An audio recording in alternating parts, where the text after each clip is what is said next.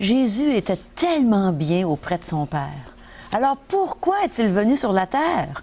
On va le savoir aujourd'hui à l'émission La Parole vivante.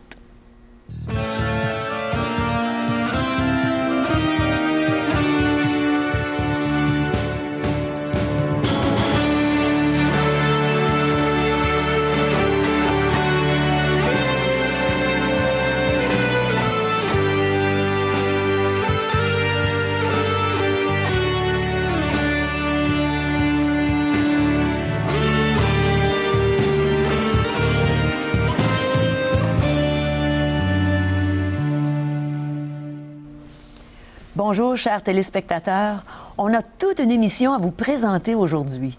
Le pasteur Régent Joly va nous entretenir sur l'origine de Jésus. On va savoir d'où il vient.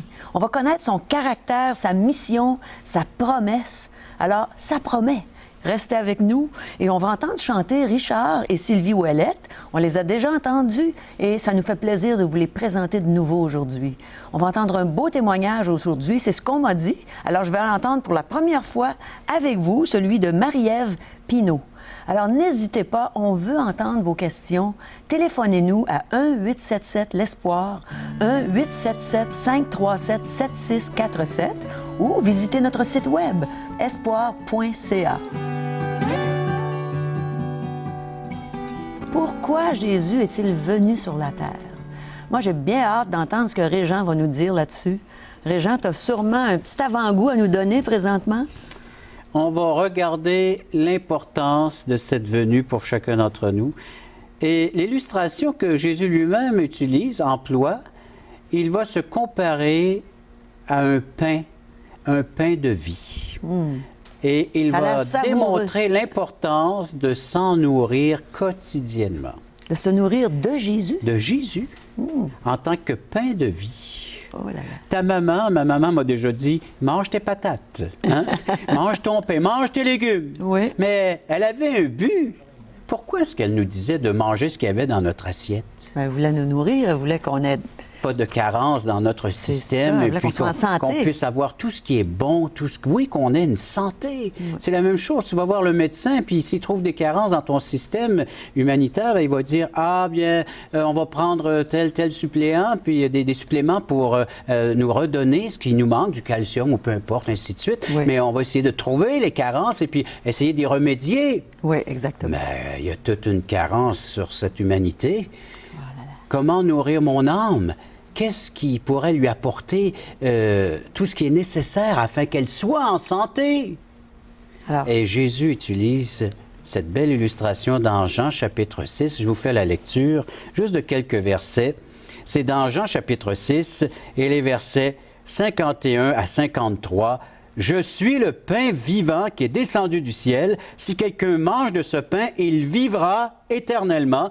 Et le pain que je donnerai, c'est ma chair, que je donnerai pour la vie du monde. » Là-dessus, les Juifs discutaient entre eux, disant, « Comment peut-il nous donner sa chair à manger? » Verset 53, Jésus leur dit, « En vérité, je vous le dis, si vous ne mangez la chair du Fils de l'homme et vous ne buvez son sang, vous n'avez point la vie en vous-même. » Quelle carence! On n'a même pas la vie en nous-mêmes si nous manquons cette invitation d'aller se nourrir de la personne de Jésus-Christ telle que se présente à nous le pain de vie. On va décortiquer tout ça, puis on va regarder davantage quelle est cette vérité qui voudrait bien nous laisser aujourd'hui en utilisant ces termes « Je suis le pain de vie ». Alors, restez avec nous parce qu'on va savoir dans quelques instants qu'est-ce que c'est de se nourrir de Jésus lui-même.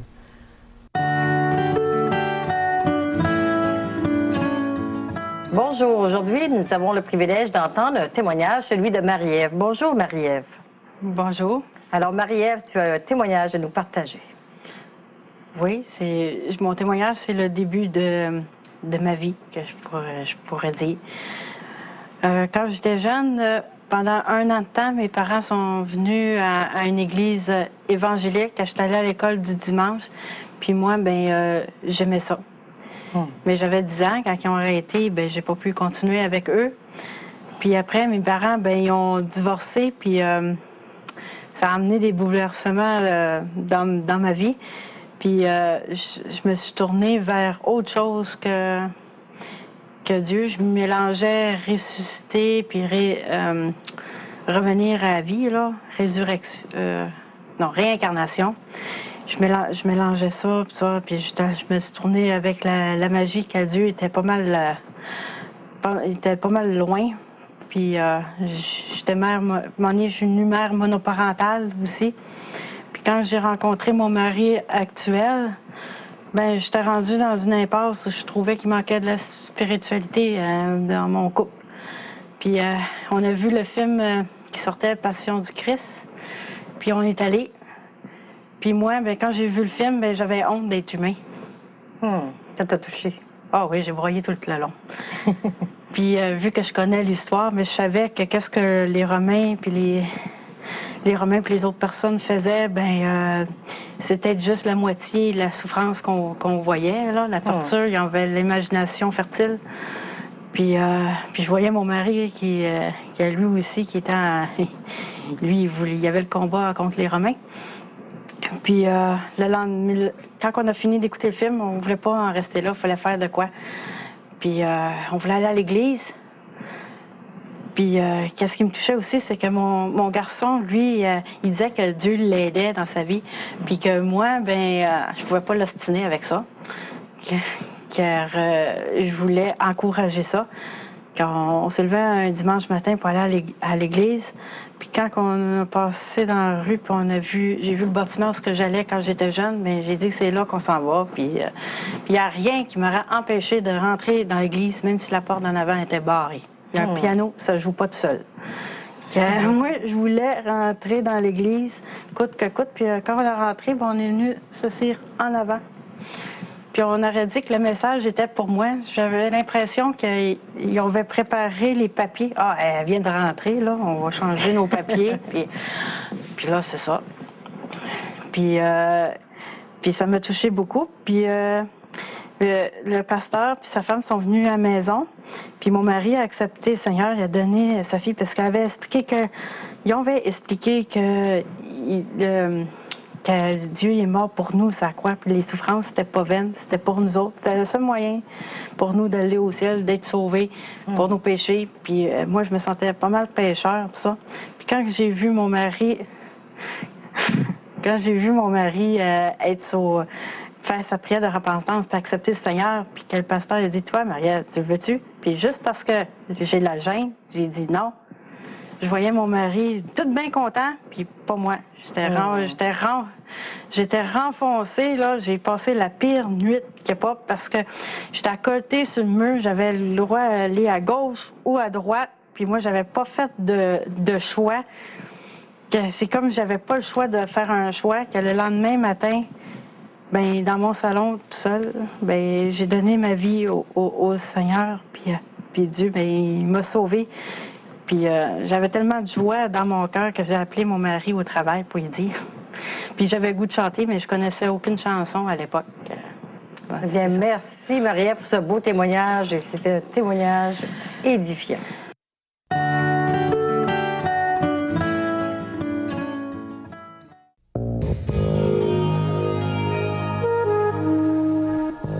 Mes amis, je suis convaincue qu'on va mieux connaître le Seigneur Jésus après avoir entendu ce que Régent va partager avec nous.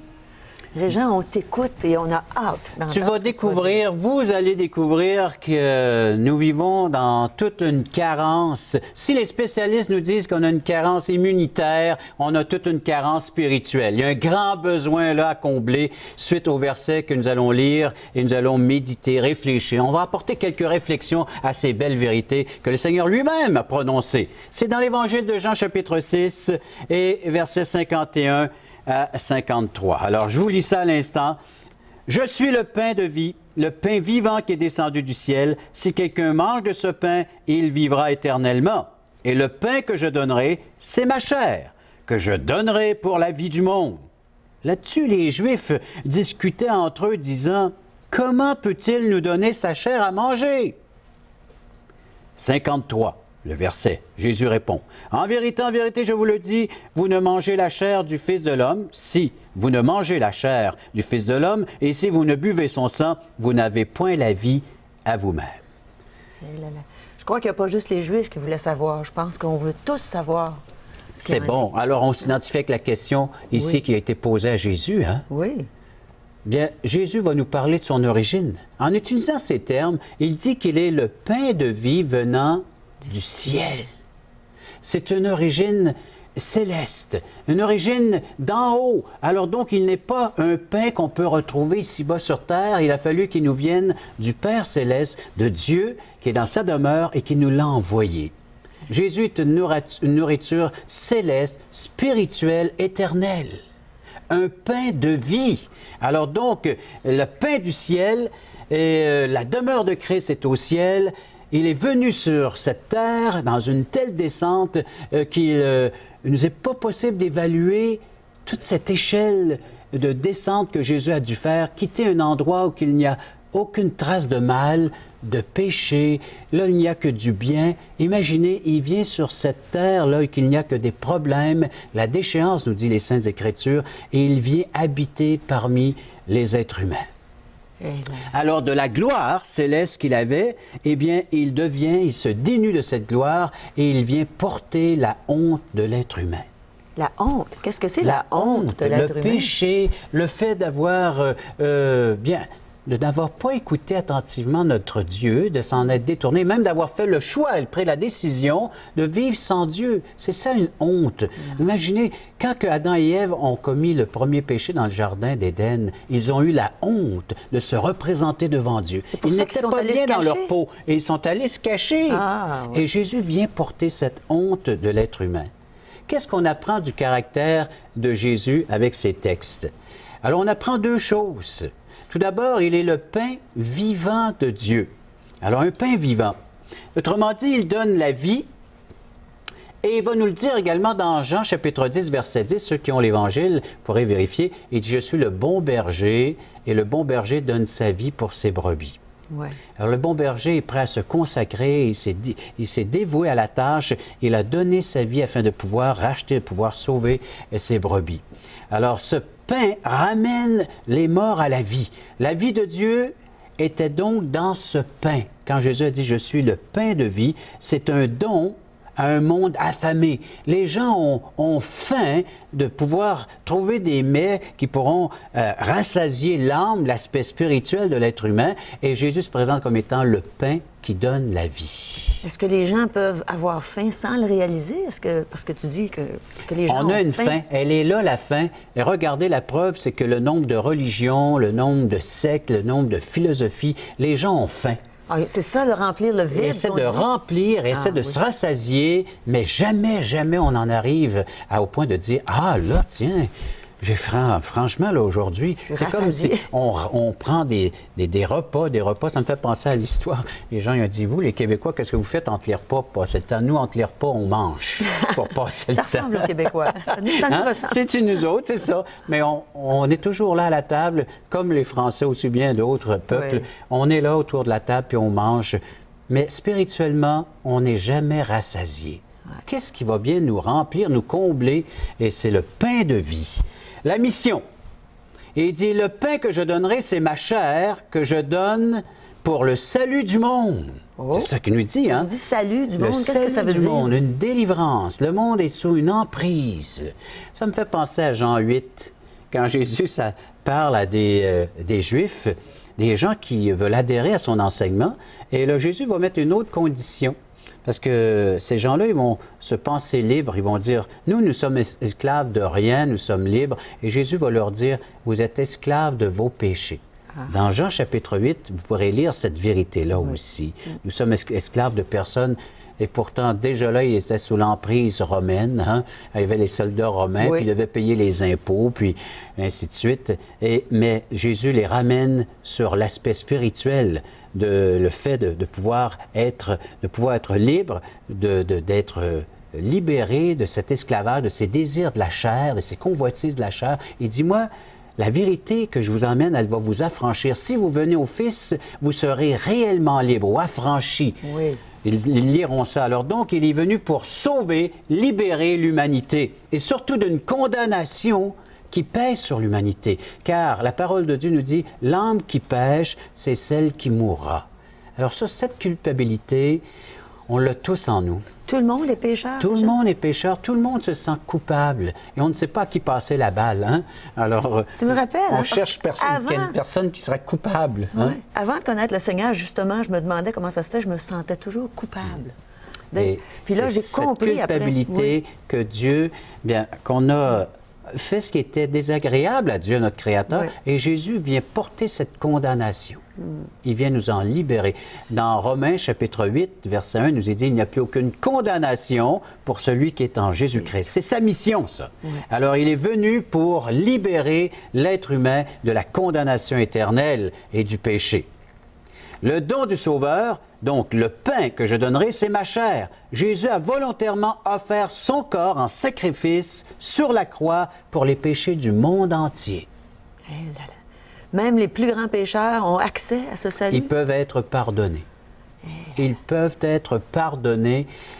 Toi qui es à l'écoute présentement, qui regarde cette émission, tu peux obtenir un plein pardon de la part de Dieu si tu mets ta confiance, ta foi en Jésus-Christ, parce que Jésus est venu pour t'enlever ce sentiment de culpabilité et même effacer ton péché. La dette entièrement payée, c'est sa mission. Puis il a fait des promesses également. Alors une promesse édifiante parce que celui qui mangera de ce pain vivra éternellement. Il l'a promis. Si tu te nourris de la nourriture dont je suis, eh bien, tu vivras éternellement. Là aussi, on peut voir deux aspects. La nature de cette vie, c'est la vie de Dieu, c'est celle de son Fils, le pain. Celui qui a le Fils a la vie, et celui qui n'a pas le Fils de Dieu n'a pas la vie. Mais la colère de Dieu demeure sur lui. Jean chapitre 3, verset 36. Alors, la colère de Dieu est sur tout le monde qui n'a pas accepté Jésus. Il y a juste une façon de pouvoir s'en épargner, de pouvoir justement fuir la colère de Dieu, c'est que cette colère ait atteint déjà son Fils à la croix. La colère que je méritais est tombée sur son Fils. Et c'est pour cela qu'il dit maintenant, le don du Sauveur, le pain que je donnerai, c'est ma chair, et il s'est donné lui-même, il s'est livré lui-même à la croix afin que je puisse être délivré. Il y a une promesse, donc, et ces promesses s'accomplissent lorsque je place la foi dans ce qu'il dit. Ce que Jésus dit, je le crois, j'adhère à ces choses-là, je dis oui, et il y a une offre. L'offre qu'il fait, elle est universelle. Donc tu dis que Jésus, si on croit en lui, c'est pas juste de croire qu'il existe. C'est d'expérimenter ce qu'il dit. Le verbe croire dans la Bible, c'est un geste, c'est un acte. Je crois que le pont peut me faire traverser d'une rive à l'autre, j'emprunte le pont. Je crois que l'avion peut me faire traverser d'un continent à l'autre, je prends l'avion. Oui. Alors c'est ça la foi. Même chose. Alors je crois que Jésus est celui qu'il est, qui se révèle à moi. Alors je fais le pas de foi, je m'y engage, je dis oui au Seigneur Jésus-Christ, qui peut sauver mon âme, qui peut la racheter, qui peut me pardonner et qui peut me donner l'assurance maintenant qu'aujourd'hui je suis en règle avec mon Créateur. À partir du moment où je saisis et que je prends cette vérité-là, c'est comme traverser le pont avec ma voiture. Là, on peut être certain de passer l'éternité au ciel? La Bible dit, si quelqu'un mange, c'est à la portée de tous. Un enfant peut s'approcher de Jésus, un adulte, alors une personne même qui parfois peut être limitée dans ses agissements, dans ses mouvements, mais s'il peut croire, il a le pouvoir maintenant de devenir un enfant de Dieu.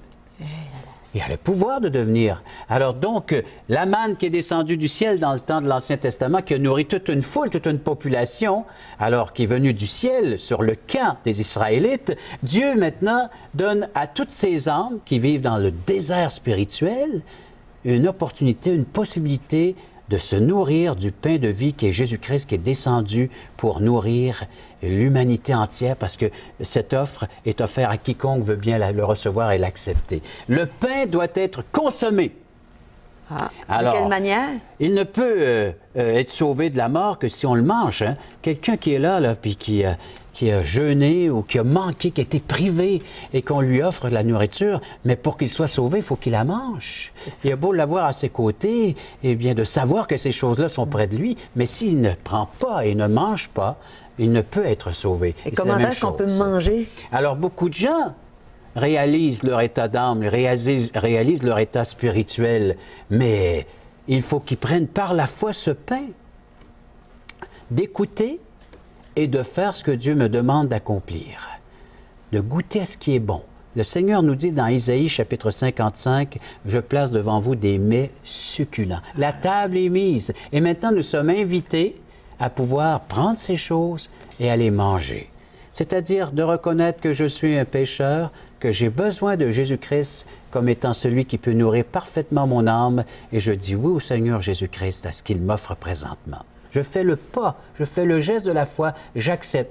Comme le mendiant qui est au coin de la rue et qui cherche sa soupe pour la journée, le repas, et il dit oui, on l'invite à la soupe populaire, et il croit, par la foi, il va aller avec la personne qui l'invite, c'est la même chose.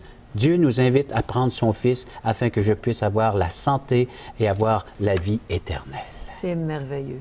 Ça me rappelle Jean 3,16, « Car Dieu a tant aimé le monde qu'il a donné son Fils unique afin que quiconque croit en lui ne périsse pas, mais qu'il ait la vie éternelle. » Alors, écoutons Richard et Sylvie Ouellette qui vont parler de ce Père qui a donné le Fils, notre Père.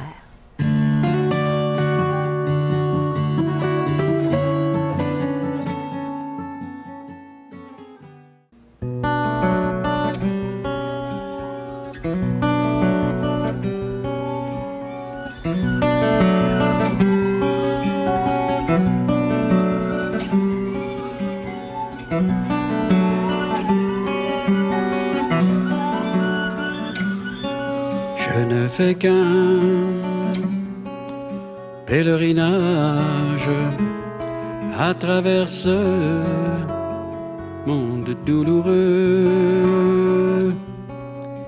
Mais le pays que j'envisage est sans tristesse, toujours joyeux. Oui, j'irai là pour voir mon père. Mon long voyage sera terminé. Je passerai la grande rivière. À l'autre bord, je passerai.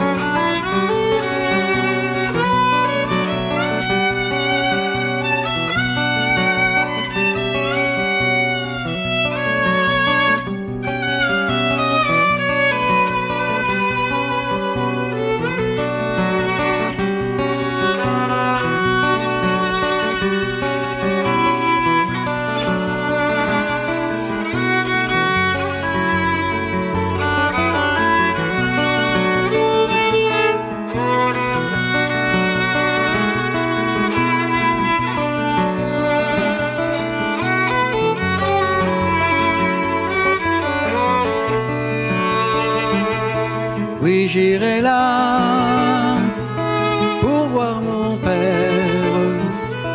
Mon long voyage sera terminé. Je passerai la grande rivière. À l'autre bord, je passerai.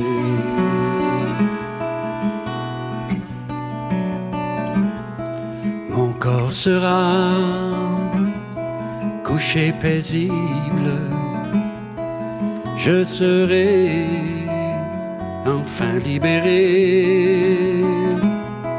Je lâcherai ma croix pénible, une couronne me sera donnée. Oui, j'irai là pour voir le juste à jamais chanter ses bontés. Je passerai la grande rivière, à l'autre bord je passerai.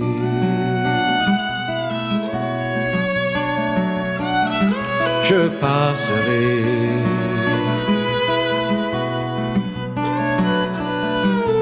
Je passerai.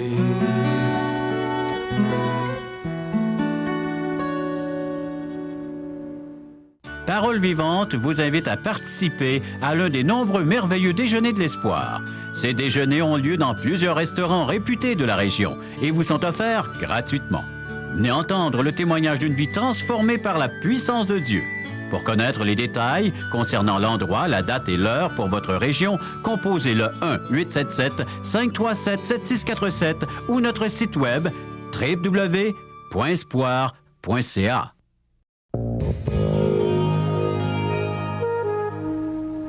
Alors, vous savez que dans nos déjeuners de l'espoir, on n'a pas juste un déjeuner pour notre corps, mais on peut manger le pain de vie. Alors, n'hésitez pas d'y aller. Et justement, pour ce pain de vie, on peut le retrouver aussi, n'est-ce pas, Régent, dans la littérature qu'on offre? Le texte qui a servi de base pour l'enseignement d'aujourd'hui, on le retrouve dans l'Évangile selon Jean, chapitre 6, chapitre 8. Alors, ils pourront aller vérifier de par eux-mêmes en nous faisant la demande de cette littérature qu'on offre gratuitement. Également, toujours en ce qui a trait le pain de vie, c'est Jésus qui se révèle, qui se fait connaître à nous. Aujourd'hui, l'espoir, c'est Jésus. Un court résumé du plan de Dieu pour notre vie. Bien présenté. Bien présenté. Et ça, avec des photos couleurs également. Questions fondamentales. On se pose des questions sur pourquoi suis-je sur cette terre? Qu'y a-t-il après la mort? Ce livre répond. Alors, question fondamentale de J. Blanchard, demandez-le, c'est gratuit. Et la revue En Contact, à chaque jour, on se nourrit de la parole de Dieu et qui a son effet sur notre âme. Alors, En Contact de Charles Stanley, on vous l'offre tout à fait gratuitement, cette littérature. Pour nous en faire la demande, et si vous voulez recevoir également ou participer à des études bibliques que je donne dans la région de Québec, on correspond avec nous. Certainement. Alors, vous voulez avoir tout ça? Alors, renseignez-vous à 1-877-l'Espoir, 1-877-537-7647 ou allez sur notre site web espoir.ca. Alors, vous allez être plein d'espoir après avoir entendu tout cela, je suis certaine. Et soyez des nôtres, bientôt on vous revient. On a hâte de vous revoir. Bye bye.